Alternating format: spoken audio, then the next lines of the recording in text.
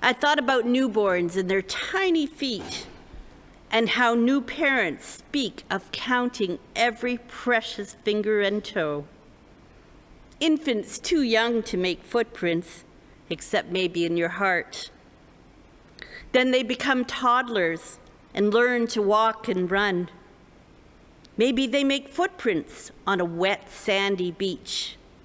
Fleeting footprints that are soon washed away when the tide comes in.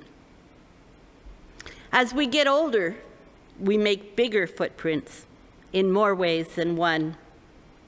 We just celebrated Earth Day, when we often pause to think about our ecological footprint, which measures the human demand on nature to support our lifestyle.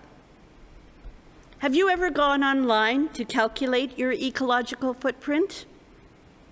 I checked mine last week, and it wasn't good.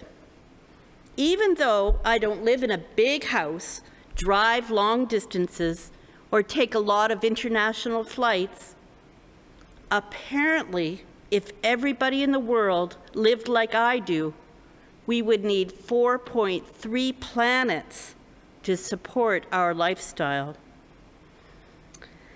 I thought I was doing well with recycling, composting, not buying water in plastic bottles, and remembering to bring my own grocery bags to the store. Well, most of the time. But apparently, because my groceries are shipped to me from all over the world, I don't carpool, and my family creates garbage on a regular basis, I am contributing to the destruction of our planet. As a country, Canada's ecological footprint isn't that great either. Our ecological footprint per capita at 8.17 is 6th in the world, right after the United States, which is 8.22. Contrast that with a country like Zambia, whose ecological footprint per capita is 0.99. The images we see on the news and social media of plastic killing the creatures of the ocean and landfills groaning with electronic waste and discarded clothing are a sharp contrast to the green pastures and still waters in Psalm 23. The Good Shepherd must find suitable pasture for his sheep to graze and still water, so they won't be swept away by currents that are too fast for them. When we think of this image of water as Christians, we may think of the baptismal waters. In the still waters of our mother's wombs, we were created. In the waters of the font, we were baptized, children of God. And this water sustains us all our lives. Protecting the waters of creation, then, is part of our calling as people of faith. God leads us beside still waters, and God expects us to make sure they are kept clean, free of pollutants, and used with the utmost care.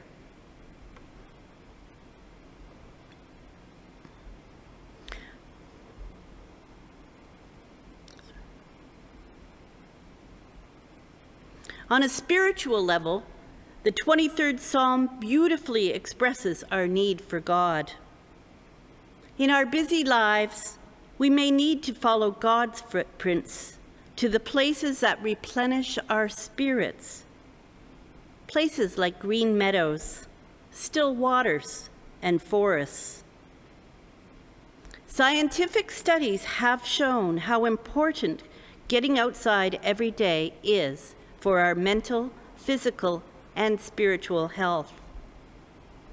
When people of all ages focus so much of their attention on TV, computer screens, and cell phones, they sometimes forget the call of creation.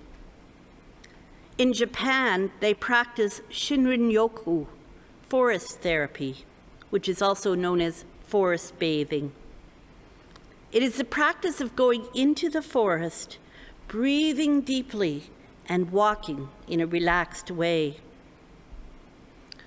Doctors right here in Canada are now writing prescriptions for people that say they need to get out in nature every day for at least 20 minutes. How sad that this generation needs to be reminded of the wisdom of the Good Shepherd. The 23rd Psalm moves from the imagery of a shepherd to that of a host, welcoming us to a table full of good food. God lays out a banquet, even with enemies lurking around. We may think of this when we celebrate communion. A world of worry, danger, fear, and pain awaits us beyond the table. But for that time, we are invited to the banquet of Jesus Christ, to feed on the food of forgiveness, restoration, and rejuvenation.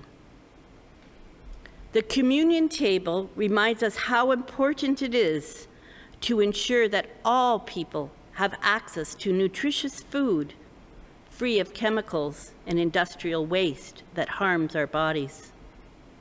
The table is where all of our efforts to care for God's creation are most visible. Have we made sure that the land on which the grapes and wheat grow is healthy, the water clean, the air pure? Are we addressing issues of food distribution, unnecessary waste, and equitable sharing of what God's creation has produced? We can never go back to the Garden of Eden, but we can walk a little more gently in God's creation. Jesus left only spiritual footprints. His ecological footprint was very small. He walked everywhere he went, well, except when he rode the donkey. And certainly his lifestyle did not put a lot of demands on nature. For me, I think that's a good place to start.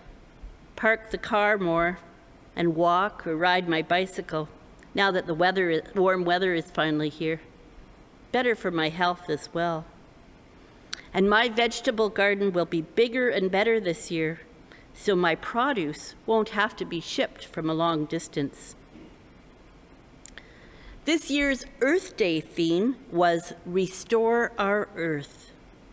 The campaign focused on 5 pillars: a canopy project, which involves planting millions of trees, food and the environment, the Great Global Cleanup, which encourages us to pick up litter whenever we go for a walk, climate literacy, to help people of all ages understand climate change, and a Global Earth Challenge that engages citizen scientists to study insects like bees. One area we could all work on is reducing our food print. Our food print is the result of everything it takes to get our food from the farm to our plates. There's a calculator for that online too. As I'm sure you know, it's ideal to buy locally grown food. Eat less meat and try to reduce our food waste by making soup out of leftovers or freezing any fresh produce you won't be using up in a short time. Psalm 23 reminds us that God has given us green meadows, still waters, and has set the table for all to share in the abundant harvest God has provided. It's up to us to step lightly on this earth so the next generation can follow our footprints to a healthy life. Shirley Irena Murray was a Methodist hymn writer from New Zealand who died last year at the age of 89. She wrote the following words, which still ring true today. Touch the earth lightly, use the earth gently, nourish the life of the world in our care. God of great wonder, ours to surrender. Trust for the children tomorrow will bear. Let there be greening, birth from the burning, water that blesses and air that is sweet. Health in God's garden, hope in God's children, regeneration that peace will complete. May it be so for us. Amen.